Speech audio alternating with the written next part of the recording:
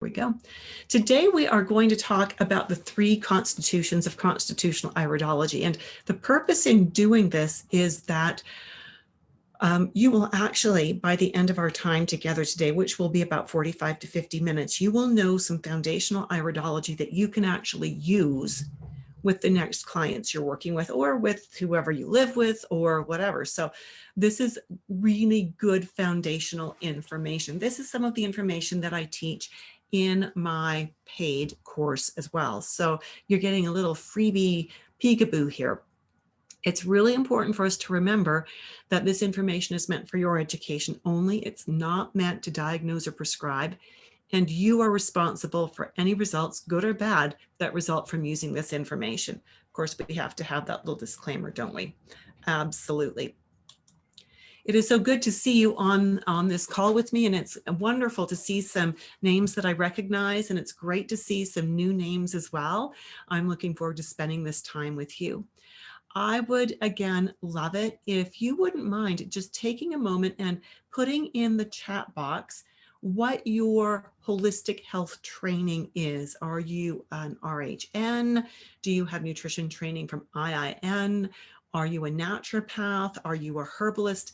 If I know that, I can tweak my presentation a little bit more so that it meets your needs more effectively. So if you don't mind sharing with me, and you can share it with the group, or you can share it just with me privately, whatever you are most comfortable with. It just does help me to make sure that we are presenting information that's valuable. And Joni says she's from CSNN, nutrition training. I love CSNN. I wish I'd got my training there actually. And I also want to encourage you to ask questions along the way, and I will do my best to make sure they get answered as we go. So thank you, Joni, for weighing in on that. And the rest of you, I'd love to know. Amanda's a licensed massage therapist, and she wants to learn iridology. Yes. And Aswati is an Indian naturopath. Welcome, Aswani. So are you actually in India right now, Aswani? And if you are, what time of day is it over there? My goodness, this must be like middle of the night for you if you're in India. My name is Judith Cobb, and I am a holistic health practitioner. And I've been a holistic health practitioner. I've been studying since 1979. Now, I don't know if that makes me older than some of you, that I've been in business practicing longer than some of you have been around. I don't know. But it means that I've got 4 decades of solid experience and training under my belt. And that doesn't mean I've stopped learning. It doesn't mean I've stopped training. I love learning, and I take classes whenever I have the opportunity to take something that tickles my fancy. Amanda says that was the year you were born. Well, Amanda, congratulations. It was a very good year. And so, and Aswati says it's 11:30 p.m. there. Oh, Aswati, I hope you can stay awake till the end of this tonight. In this past 40 years that I've been in this, I have achieved a lot of credentials, and most of those were in the first few years. That's when our learning is really hot and heavy, right? So I became a master herbalist. I got my nutrition training. CSNN was not around back then, so I got what was available, and it was a correspondence, like write it out by hand, kind of mail it in correspondence course. And I also studied iridology. Over the years, I have studied iridology under 8 different instructors, 3 different styles, and I've been certified, have diplomas from a couple of different schools, and current certification with 1 organization. I am also the wife of 1, the mom of 7, and the grandma of 8, and we love those people. And Lisa says she got married in 1979 for the first time. Well, Lisa, it was a good year. I hope that marriage was good for at least a while. Today, again, I'm going to try to keep my eye on the comments box while I'm presenting so that I can answer any questions and address any comments you might have.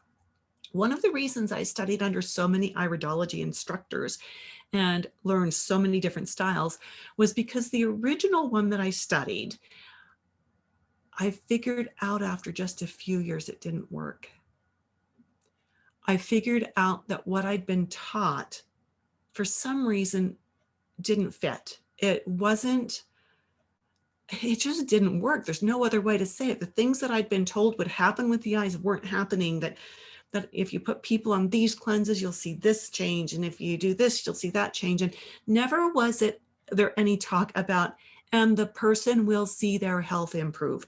They will notice these symptoms changing. It was always about the eyes changing. And as I focused on trying to make the eyes changed, I realized that this was totally misguided. The eyes weren't changing, and I didn't know why. And that was why I continued to study with different teachers to begin to understand, was it something I was doing wrong? Was it something that I'd been taught that was not correct? And we're going to go into that as we go, and you'll see where I've ended up. What I found is that when I finally landed on constitutional iridology and studied it, and it's been about 30 years now, and learned how to use it in a clinical setting, I was able to really progress what I was doing in the clinic. I was able to really move my clients forward in a very consistent and logical manner and help them walk through their wellness journey. It helped me to be much more accurate in my assessments with them. It helped me to understand the chemistry and what was going on in their body more efficiently. It helped me to understand what their inherent strengths and weaknesses were. We're going to come back to that word inherent quite a bit today. It helped me to create rapport with my clients very quickly because I was no longer using a lengthy intake form. I would ask my client when they came in after they'd signed a release form. I always do the informed consent form, and I'd ask them, what would you like my help with? What can I help you with? And they give me their shopping list of what they want help with.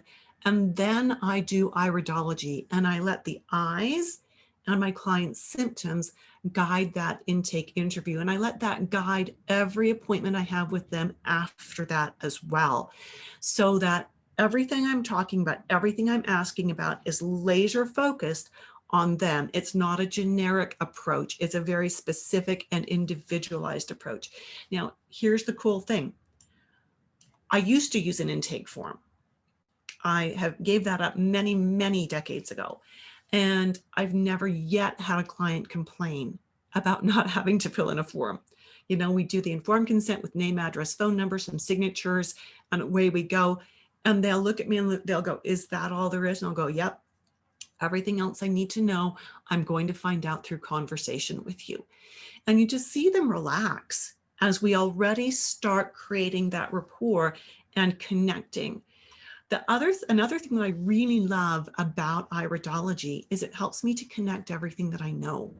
So as I'm looking at my client's eyes, as I'm considering what their symptoms are, as I'm considering what their diet and lifestyle currently is, I can then pull very succinctly, very precisely out of my iridology or out of my herbology training, out of my nutrition training, out of flower essences, out of aromatherapy. I may offer them some emotional freedom technique or some other kind of an energy balancing work based on our conversation, based on what I see in their eyes. And the beauty of this is it doesn't take me any time outside of their client time. So if we've booked an hour and 15 minutes for the first appointment, it's what I need to do with them in that appointment is completed in that hour and 15 minutes. I'm not going off to create a program and put 2 or 3 or 4 hours of my own time in to give them back a program.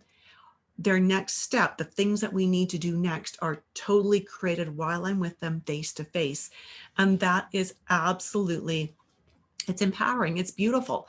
And it's great for the client because if I can create it in that meeting, in that face-to-face meeting, that means it's succinct enough, it's precise enough, it's small enough that they can do it and they can be successful with it. They can stick to it rather than when I used to at the outset, like 40 years ago, give them pages and pages and pages of changes they needed to implement. And my goodness, it was overwhelming for me to write it. It had to be overwhelming for them to receive it. And it had to be impossible. And I know it was nearly impossible for most of them to do much of it, let alone all of it. So we also have with us, just looking here, we've got Tanya, who is a CNHC through CSNN, Welcome, Tanya. It's good to see you again. I haven't seen you in a long time. And Lisa, who's also a CSNN grad. Wonderful, wonderful. Yeah, and I love working with people who have the anatomy and physiology background already. So whether it's from nutrition or from herbology or from naturopathy, because we can go so much deeper, and that makes it fun, not only in these webinars, but in the actual course itself. So Iridology will help you to do your assessment more quickly. And that doesn't mean you're skipping over things. It doesn't mean you're missing important points. It just helps you to laser in, helps you to be more accurate, helps you to really focus on what is important right here and right now. It helps you to build better and faster rapport. If you are working with somebody, let's say you have gone to seek some help from a holistic practitioner, and they're asking you this shotgun pattern of questions, or they've had you fill out this form that is, the same questions they ask everybody. Don't you just, I always feel like I'm wasting my time because most of it's irrelevant, truly irrelevant. But when that practitioner asks me questions that are very specific, that I can see they're digging for information about me, I want to tell them. I want to talk to them. I want them to know what I know about me so we can get to where we need to go. And of course, this eliminates the need for an intake form. All right, so let's look at some eyes. We're first going to learn these three constitutions, and we're going to learn how to recognize them and what some of their inherent challenges are. Then we're actually going to do 3 case studies of actual clients of mine. And then we're going to have a little conversation about some other things. So the first constitution we are looking at is the lymphatic constitution. When we're talking about constitutions, these 3 main types, we are looking primarily at the dominant, at the color and the base fiber that we see. So a lymphatic iris always has at least some blue in it. It doesn't need to be all blue like the one you're looking at right now, but it has to have some blue. And we have to see some fiber. We call these fibers trabeculae. And when we go into depth in the course, we learn what these trabeculae actually are, because they're not threads, they're not filaments, they are something entirely different. A blue eye, a lymphatic eye, may have other colors in it, like we see this eye has a little bit of other color. It's even got some extra white in it. And these just add information. They add a layer of information to what we are seeing and to what we will understand. Now, what we see in the iris here, as far as the color and the way the fibers are sitting in the eye, gives us information about what this person has inherited from the past 3 to 4 generations that have gone before them. Things get passed down, right? That's what genetics is. And so this is inherent. This shows us their genetic strengths and weaknesses, their genetic patterning. Does that mean it's a guarantee of problems? No, it does not. It means there is a predisposition, an inherent predisposition to certain strengths and weaknesses, certain imbalances.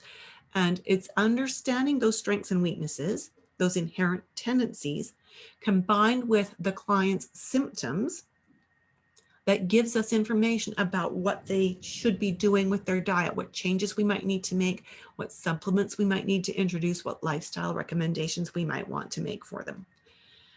So when we look at this eye and we say this is a lymphatic eye, if you were working with a client, we're going to be interactive here. I'm going to want you to, put some effort into this with me today. If you were working with a client who came in to see you and they knew they had lymphatic challenges, what kinds of symptoms would you expect them to be displaying? What kinds of symptoms might they display? I'd love to see that in the chat box. What kind of symptoms might they display? So again, we're looking for something that's got a lot of, got some blue, doesn't have to be all blue, but some blue and lots of fiber. They might be stuffy. Yeah. There might be swellings. They could have headaches from lymphatic fluid stagnation. These are great. Anything else? These are great answers. Really good. Stiff hands. Yeah, they could be stiff. Absolutely, because that lymphatic buildup, lymphatic fluid buildup in their joints could make them stiff. Cellulite. Yeah, because the toxins aren't being moved appropriately. Fatigue. Absolutely, because the lymphatic system is what ultimately distributes nutrients and gathers garbage, or sorry, gathers the garbage, right? And if the garbage isn't being gathered, then the nutrients can't get in easily either. Swollen lower legs and feet. Brilliant. I love this. I love working with people who know their anatomy and their physiology. This is so fun. Okay, so take all of those answers and put them in context with what I'm going to share with you next. When we see someone who has a lymphatic eye, we know their inherent predispositions are going to center around things like asthma, allergies, arthritis, eczema, psoriasis, kidneys, lymphatic stagnation, and all that goes with that. Now, when we think about asthma, allergies, arthritis, eczema, psoriasis, and kidney issues, is there something that ties all of those together as well? Is there something chemistry-wise, just a theme that runs among all of those things? Asthma, allergies, arthritis, eczema, psoriasis. Oh, yes. Oh, yes, Melanie, acidic, and Lisa, inflammation. Yes, because acid always leads to inflammation. Oh, good. Oh, I'm getting so excited. Okay, this is so good. Absolutely. So we know these people tend to run over acid, and it increases their chances of all of those problems. Now, when people run over acid, how does that affect their minerals? What does it do to their calcium and magnesium? It leaches them. It absolutely does. Exactly right. So just by looking at their eyes, we know that this person is then prone to burning through their calcium and magnesium too quickly and becoming too acidic. So we've also got, yeah, this is great. So I'm going to ask you when you're making comments, if you wouldn't mind doing it in the chat box rather than the Q&A box, because hard to monitor both chat and Q&A. So if you could find the chat box, but you're totally right on. So if the calcium and the magnesium are imbalanced, that can also, oh, Melanie, I was just going to go there, can mess up the thyroid and parathyroid. Absolutely. It can mess up the hormones in the body and the cellular regulation. Yes. And we know that just from looking at their eyes. And we haven't really even asked them any questions yet. We know this is what their predisposition is. So if this person comes into you and they are complaining of, oh, I don't know, arthritis, you know what you would do. You would clean up their diet. You would put them on a low acid forming diet, but now you know exactly why. And you know it's because their inherent predisposition is there. Right now with the eyes, you can also look in and see what is their predisposition for how do they digest food, how they digest their protein, how they circulate their nutrients. Does that get all gummed up in the process as well? And again, these are inherent tendencies. And when you understand that, then you know that, okay, if it's an arthritic person and I'm giving them a diet that's easier to digest, that is lower acid forming, I'm probably going to need to give them some support digesting their food as well. And I may want to throw in a herbal supplement to help ease the inflammation while we're getting their chemistry rebalanced. Absolutely, absolutely brilliant. So when we are looking at the eyes and this sclera is also quite red, there is a lot of blood vessel activity in this sclera, absolutely. And thank you for bringing that up, Melanie. We're going to really focus on the iris today, although in the full program, we do learn sclerology as well. So this is important. It's also important to remember that the color we see in the sclera and even in the iris can be affected by the camera we're using, the lighting we're using, and the device screen that we are looking at this on, that we're viewing this on. So there's a lot of things that can affect how we perceive the color. And that's a really important thing that a lot of people don't pay much attention to. So when we are looking at this, if this client comes in and has some concerns, for example, let's go back to the arthritis idea. And they're just a little bit, I call it tweaky. They're a little squeaky, tweaky. They just need a little bit of refining in there. Then we may want to ask them, since we already know they've got a personal history of this, is there also a family history of this? Has this been passed down from the generations? Because we know that this person is prone to being over acid. We also know that food contributes a lot to that. How they digest it contributes to that. What they think, what their thought processes are contributes to that. And those things will be entrenched more deeply if we've got generations, if they go, oh yeah, my mom and dad were crippled with arthritis. My grandma was crippled with arthritis. My great grandpa was crippled with arthritis. We're going to see a deeper entrenchment of these things, including the belief that they're supposed to have it as well, right? And so we then begin to understand that we're working not just with diet, with how they digest, with what supplements we use. We may need to work with some brain things here and get them to repattern some beliefs as well. Does that make sense?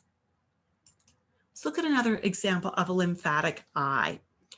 Here is another lymphatic eye. Now you'll notice this one is not that bright, that beautiful baby blue kind of color. This one is more of a steel blue. Now Melanie's asking, is this a bad colon? And we won't know that, Melanie, unless we ask them. The reason for that is the eyes are inherent. They don't tell us what's going on dynamically right now. The old style of iridology that says, oh my goodness, this is a bad colon, really toxic, blah, blah, blah. That's very old style. And it's the style that says the eyes will change when we change the diet. That has been disproven. That whole concept has been disproven. So focusing on lymphatic again, we are looking at this person and we know that being lymphatic, they have that increased predisposition to asthma, allergies, arthritis, kidneys, skin, lymphatic congestion. And so we want to find out what are their symptoms. We want to overlay their symptoms on what we see here. And we go, yes, we've got that predisposition towards being too acidic, towards possibly having some kidneys being a little sluggish, perhaps. We see a few indications of that in this eye. And we would ask them about the personal history of kidney stuff. So then there are more than 2 colors of eyes naturally, not just blue or brown. Yes, Melanie, brilliant. That is the old school that says only blue and brown. Totally old school. We know that all of these colors are inherited, that we're not supposed to try to cleanse this person to make their eyes blue because they're not going to turn blue. This pigment is genetically programmed and we're not going to change it. The body can put more pigment into the eye, and that is on a genetic program as well. And sometimes as we get older, just as our hair will lose its color and our skin will lose its color, sometimes the pigment in our eyes will fade because of age, but we don't erase them by cleansing. Okay. So again, with this person, we want to find out what are their symptoms?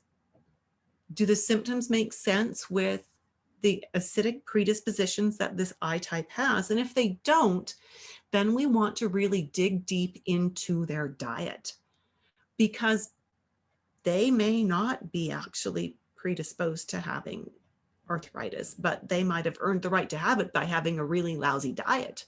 Does that make sense? So the eye shows the genetic predisposition, not what the person's done to their body. I just want to share this with you quickly. This is from one of my students, Stephanie Morgan. She has a master's in education, which was a little intimidating to teach someone with that kind of training. She says she'd seen enough instructors online to know that I was the best teacher, the way I organize info, check for understanding, and coach my students. Other instructors know their stuff, but you have the heart of a teacher.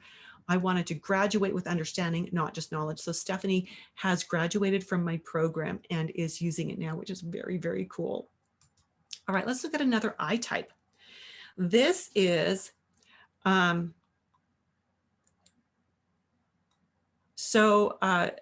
you're going really deep here, way more deep than, you've obviously got some iridology training. It sounds like the Jensenian or maybe the Morse style of iridology. We're not going to go that deep. We're just introducing the 3 basic constitutions here today. And so, and we do mapping with constitutional iridology, but it is the last step of an iris assessment because it's the least important part of an iris assessment as a general rule. This is a true brown eye. So when we have a true brown eye, it will have brown. It may have gold, but there will be no blue, and we will not see any of those fibers in the eye. All right, so we'll see brown, we'll see gold, we'll see none of those threads radiating outwards. Now we look kind of stripy here. This is a particular marking that actually correlates to how well this person potentially processes their iron. And so when we see the name hematogenic, what do you think of? What does that make you think of? Hema.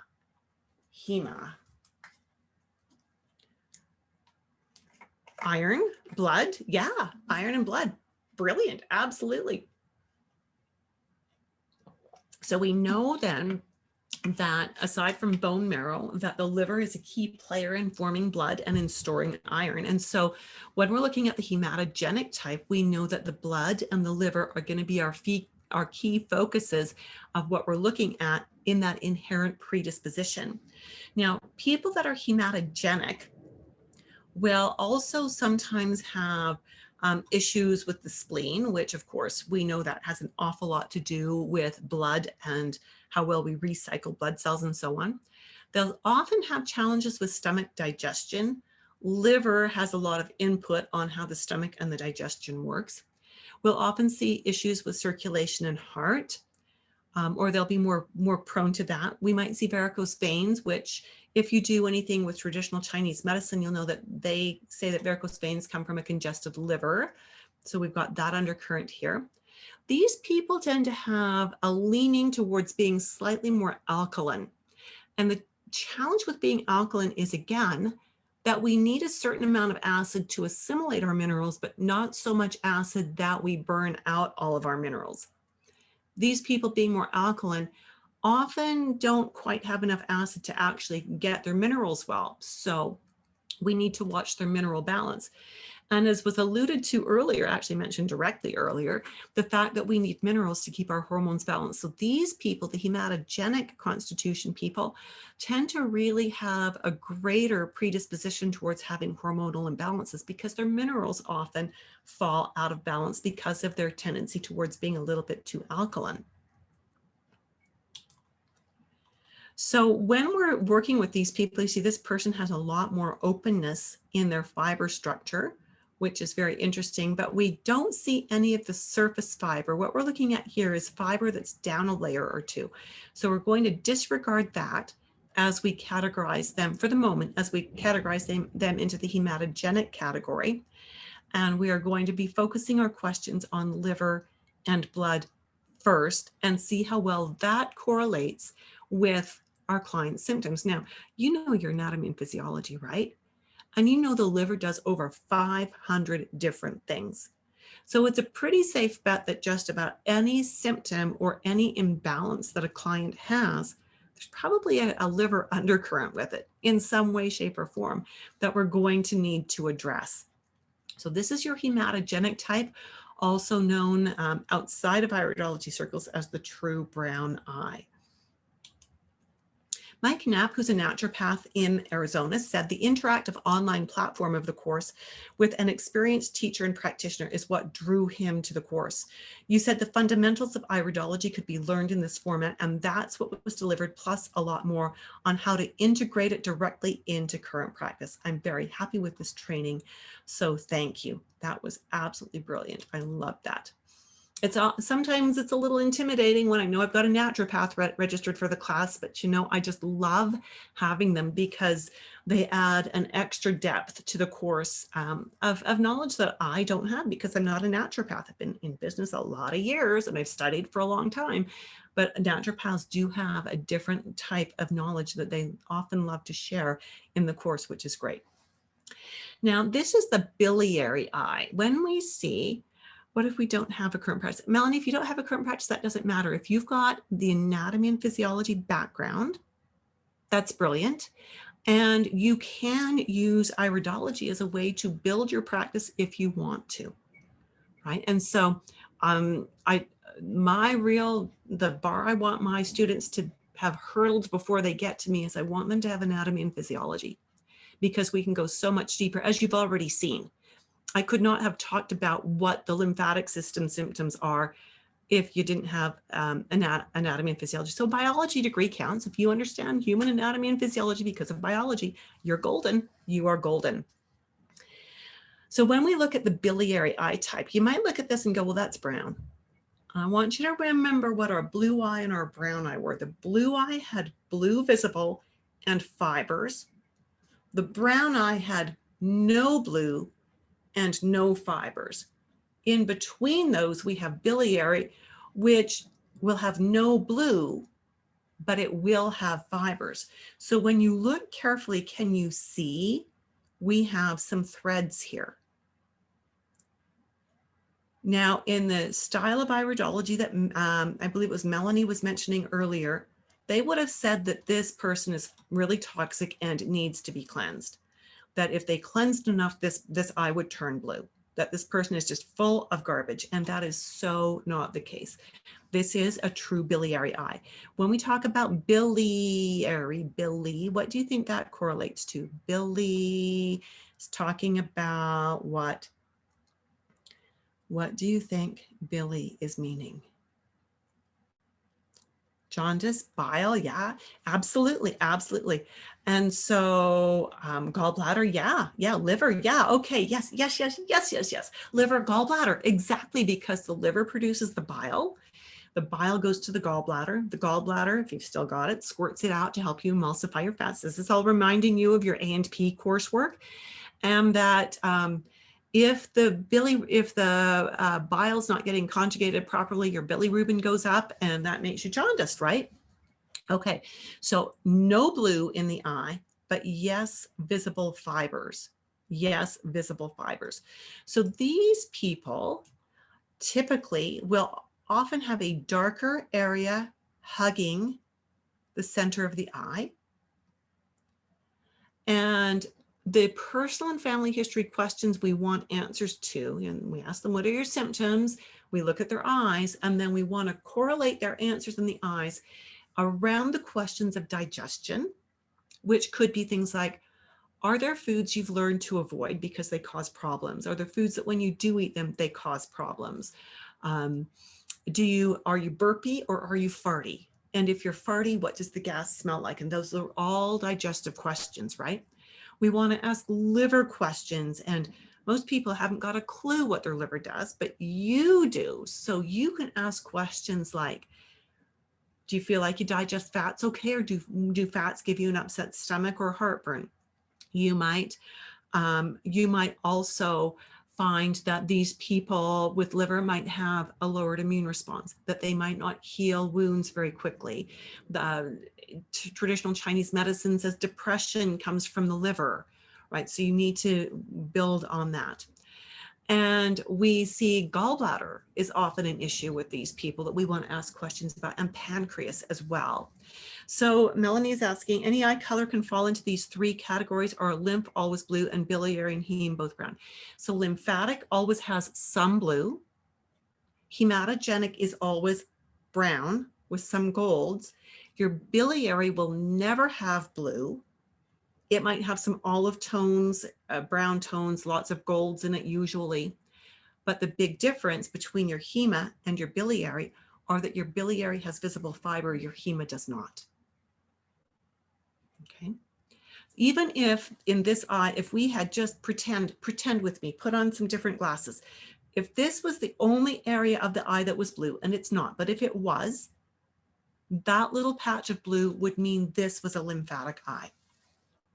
And all of these other pigments on top, the gold and the brown, give us more information about how this person is put together genetically.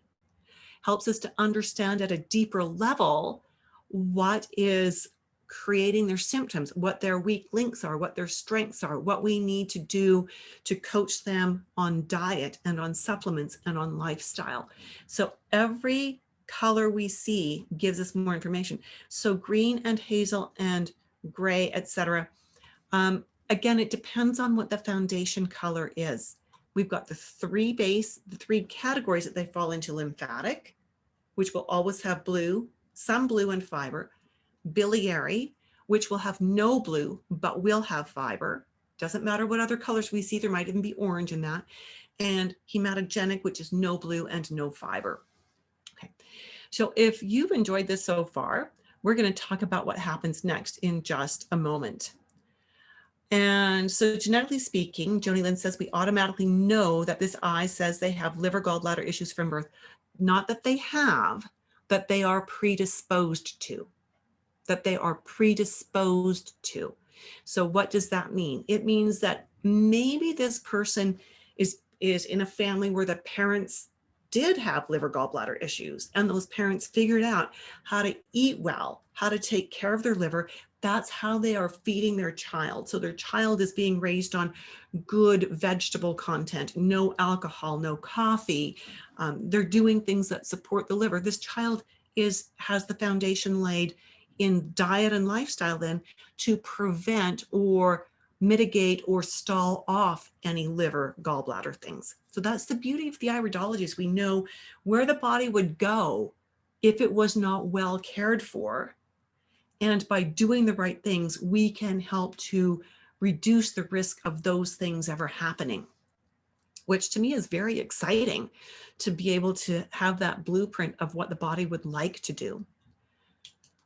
Here's another example of a biliary eye. Again, we've got lots of gold and some brown that's hugging the center, which is very, very common. We've got a little big or larger brown patch here, still falls into biliary, and biliary because we also have fibers. So there's no blue and there are fibers, right? So this person then take their symptoms, look at their eye, understand we're looking for liver, gallbladder, digestive kinds of things, and find out, do their symptoms correlate?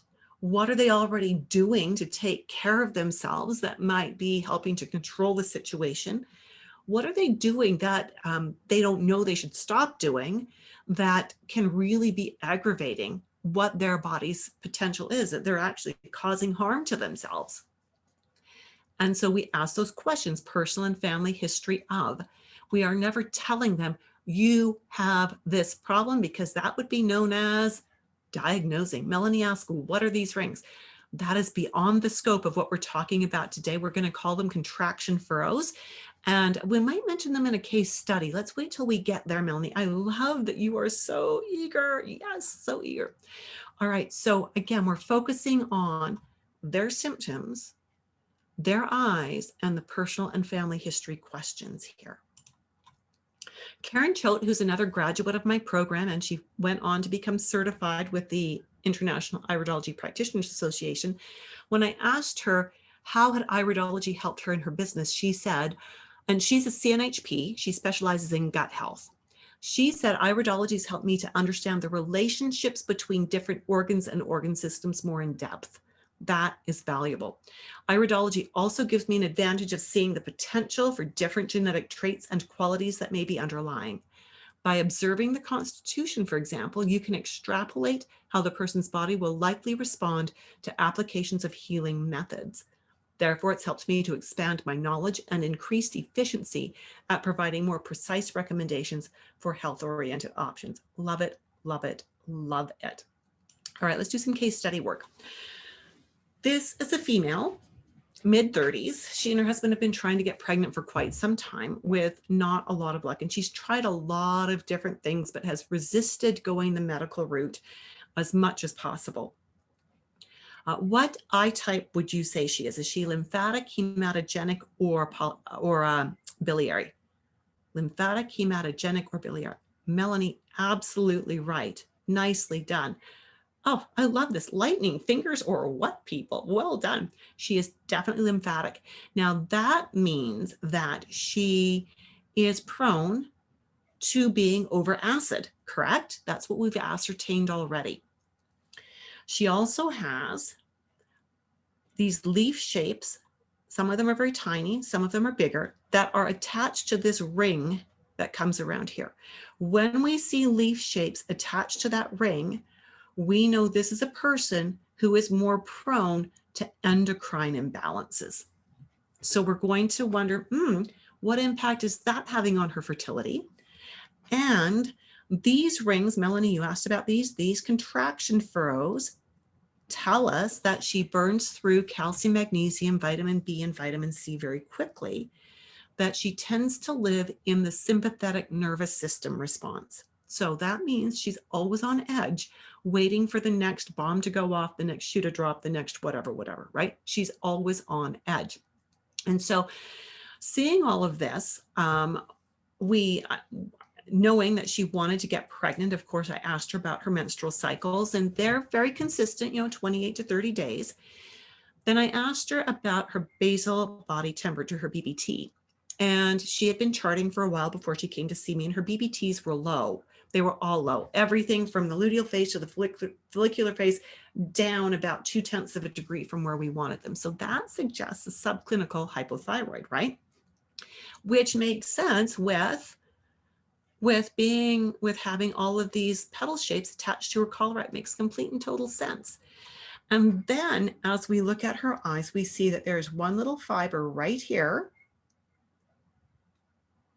and one little fiber here. I've got some other pictures where it shows the bottom of her eye better, right down here. That is exactly in the ovary area, which suggests that there might be some something she inherited with her ovaries that might make them not want to do their job as well as we'd like them to. Now, what that could be, we don't know, because we don't have the ability to diagnose that. We can't go in and do any kind of testing or anything. We are going with what we see. Now, to her advantage, she's got a very clean diet, almost all organic. She's really good with using organic fats and oils because she knows the importance of that. And so what we did with her, and this was very exciting, we had her increase, and we don't talk about the sulfur overload because that would be, Melanie, that would be the old school. This isn't the result of meds. She's never used meds. She was raised in a very holistic family. So no sulfur overload, that's old school. We leave that behind. This teaches us about other organs that want to be out of balance instead. So for her diet was clean, so we didn't have to worry about that. She does have a little bit of a suggestion that she might have the MTHFR defect, if you're familiar with that. And so what we chose to do with her, she needed a little more protein in her diet, so we bumped that up.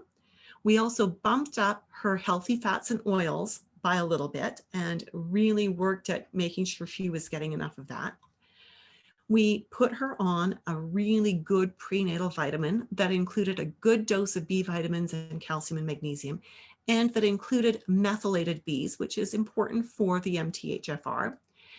We also used some N-acetylcysteine with her, which has had some really good clinical studies done that show that it can also enhance ovulation and fertility. And so we worked with her for about 9 months, and then she got pregnant. So we were very happy about that. She was very happy about that as well. We wouldn't have known to suspect thyroid and to, do some things with protein. I love using protein for thyroid if we hadn't seen what her eyes were telling us. This is an adorable little 2-year-old girl. And what you will notice from this is we have a few little fibers that are visible. So she is just into the edge of being biliary, just biliary. Her mom, she is a 3rd-generation client of mine. So I worked with her grandma and I worked with her mom when her mom was pregnant with this darling little girl. And mom called me one day and she said, my little Violet is just, I don't know what's happened to her. She's rangy, she's having meltdowns, and it'll take her hours to burn off this crying and screaming fit. And that's not what I'm used to. What do we need to do with her? So we had her come in, and she was very sweet and adorable while she was here. And we got these photos. We did really well. It's hard to get photos of a child, but this worked very, very well. Now, her diet is very, very good as well. Mom cooks everything from scratch. It's like 95% organic. And very, very vegetable and plant heavy, a little bit of animal stuff in there, good quality oil. So really, really good stuff. So I asked Mom, as I looked at these eyes, I asked her what can set her off, and she said, oh, anything and everything. It could be that they're having a hard time getting her off her soother, and it could be that she can't find a soother, and that'll lead to a meltdown and things like that. And so I'm looking at her eyes and I'm thinking, what would cause a child to do that? Well, she's got these rings in her eyes that suggest that she burns through her B vitamins, vitamin C, and calcium pretty quickly. She also has this little dot. Now, this is the only, we're going to talk about sclerology one more bit today. This little dot in the sclera is transient. And it suggests that she's getting carbohydrates that she's fermenting rather than digesting, that her body's not handling the carbs. Well, I know this family's diet, it's really clean. And so I asked the mom, so I know your diet's clean. I know she's not getting much for grain. I know she doesn't get refined sugars at all in any form. You're right. And I said, so tell me about fruit. Oh, this little girl is a fruit monster. You know, the cookie monster, she's a fruit monster. 5 pieces a day, minimum. She just wants the fruit. So I said to the mom, she's not handling those carbs very well. That's leading to some blood sugar imbalances, even though they're natural sugars. So we need to narrow it down to 1 serving of berries per day. We did that. We also suggested that she needed to be on some liquid methylated B vitamins because she's got the brown eyes and because the liquid's easier to get into a child, right? And it tastes really good and it's not artificially sweetened. So what we found then was literally a couple of weeks later, mom phoned me and she said, oh my goodness, my little girl is back. She's sweet. We're not having the meltdowns anymore. I can reason with her. She's doing great. And so I said, you know, one of the things that I would suggest for her is that she likes intensity. She likes, her eyes tell us that she likes to be on the go. Can you put her into some dance classes and some painting classes and get her into, even though she's only 2, can you get her into a play group somewhere and get her being busy at home? Can you do more with getting her to do sorting and organizing activities and things like that? And the mom was totally on board with that. She could totally make that happen. So that was very exciting, very exciting. This is our another case study that we're doing. This is a true hematogenic eye. This is a woman in her mid-50s. And I had apparently worked with her about 20 years ago, and I didn't remember her, and I only keep client records for 10 years. She said that back then I'd helped her with a sinus problem, and it worked so well, she only needed 2 appointments, and the problem was totally fixed. And that made me feel good that I'd helped her. Now in her mid-50s, she'd been suffering with hot flashes for about 5 years. She was using hormone replacement therapy, bioidentical, and she really didn't want to be on the hormones anymore. She really wanted to get off those hormones. And so as we look at her eye, we know that being hematogenic, one of her possible areas of stress inherently is her liver. And we know that the liver creates the cholesterol. The cholesterol is the building block for all of our endocrine hormones.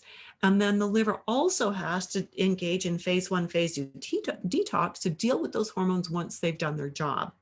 Is that all making sense? Yes, yes. And so let me know if that makes sense to you.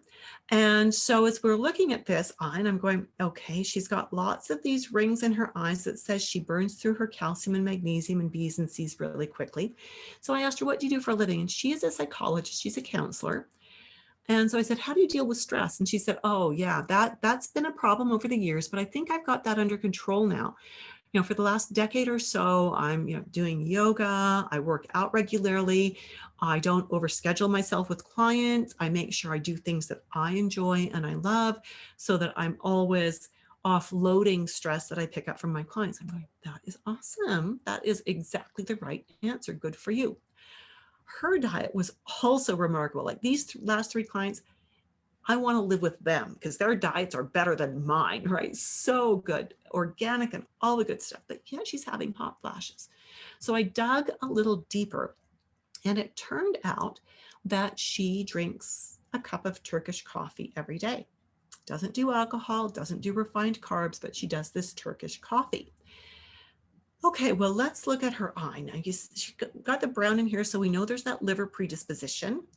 She's got this milky white film that has built up. This is not a genetic indicator she's born with, but it builds because of a genetic predisposition. This is in the sclera, in the cornea rather, and it says that her liver enzymes have been messed up, gotten out of balance, and she's not metabolizing her carbohydrates properly. And that is likely leading to disrupted lipid panels, so elevated cholesterol, triglycerides, right? And she said, nope, that's all fine. And I'm thinking, okay, then we've got a subclinical situation going on here because she's only 55. And that's pretty young to see this heavily in her eye. But we also know that the liver can get messed up by coffee. Coffee and alcohol are the two really bad things, but actually I'd rather you drank 2 glasses of wine a day than a cup of coffee a day. And so as a general rule, I'm not saying you specifically, of course. So with that coffee, we talked about the coffee and I talked about how it messes up the liver, how it stresses the adrenals. And I asked her, would you be willing to do an experiment to cut out the coffee for 10 days? And she said, sure, I can do that for 10 days. When I saw her again, I asked her how'd it go? And she said, great. And I said, what does great mean? And she said, well, when I didn't drink coffee, I didn't have hot flashes. And I went, good. So what's the next step for you? And she said, well, I've thought about this. She said, I don't drink coffee, or I don't drink alcohol. I don't smoke. I eat clean. I don't eat refined carbs. I exercise. I meditate. I do everything really well. My only vice, my only real decadent pleasure in life is my coffee. And I would rather drink the coffee and have the hot flashes than not drink the coffee and not have hot flashes. So at that point, I had to explain that I don't have a herb that can override what coffee does. And so there would not be anything I could really do because her diet was already great. Her lifestyle was already great. And just we needed to wait until and if she ever decided that the hot flashes were so annoying and she really didn't want the hormone replacement anymore and was willing to cut out the coffee. And then she could probably do that on her own. And she might get it down to where maybe she would just have 1 cup of coffee on a Sunday morning as an extra special treat. And maybe that would be fine. And IPIC says, but Turkish coffee is healthier than other coffees. And as the amount is so little, her body is so sensitive. Her body is so sensitive that even that little is enough to disrupt her. So again, it's like there's no one food that's totally good for everybody and totally bad for totally bad for everybody, right? So yeah, she may have a particular SNP, a SNP, and or it might just be that hereditarily her liver is not willing to cope with coffee, right? And so she had proven it to herself that, and it could be the caffeine, it could be the acids in the coffee that are throwing things off. Who knows? Who knows? I don't, because I don't have a way to do genetic testing and to do all the coding and everything. But we proved for her that coffee was not a good thing. And Turkish coffee, even if it is mild, is not a good thing for her.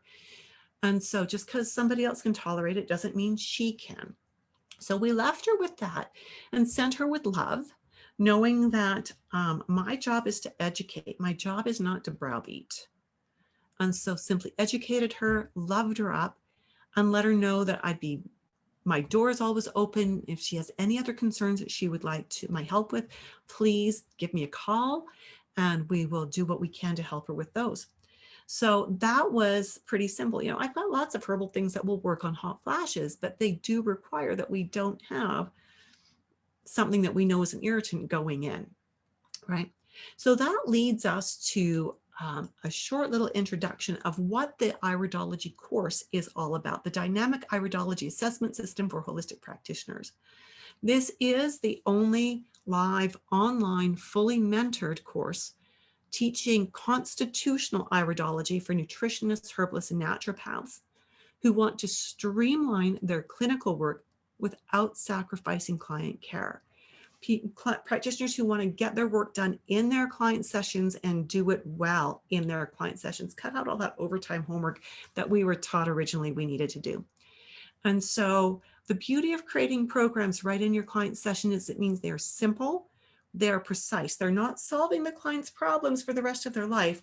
They are taking your client one step up the ladder towards better health. And because it's only one step, the clients are much more able to be compliant with the program and to get the results you know they can get.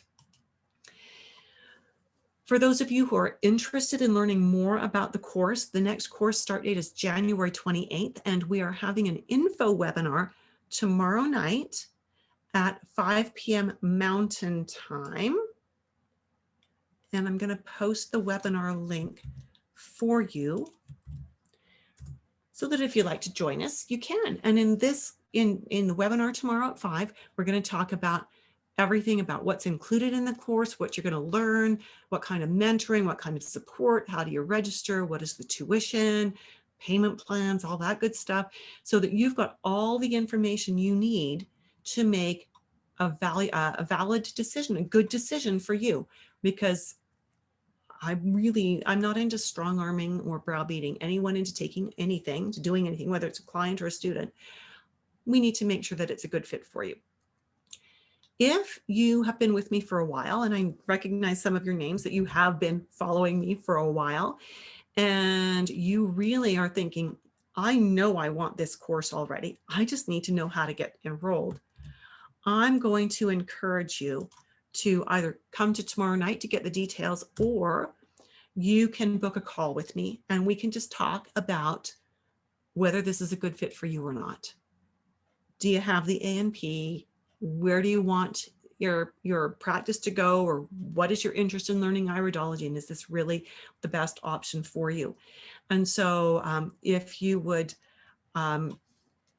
are interested, then this is a really good way to go. Either join me for the webinar or book a call. And Amanda's asking, can tomorrow's webinar be replayed?